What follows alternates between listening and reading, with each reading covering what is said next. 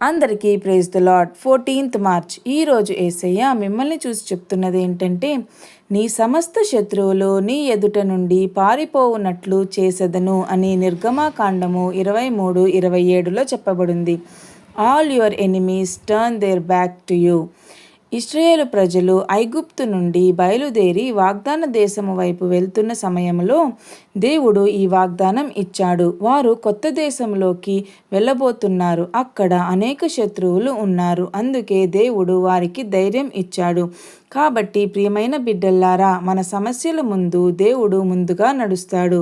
ఆయన మనకు మార్గం సిద్ధం చేస్తాడు. మనకు వ్యతిరేకంగా ఉన్నవి దేవుని శక్తి ముందు నిలవలేవు. దేవుడు ముందుకు వెళ్ళినప్పుడు మనకు భయం అవసరం లేదు.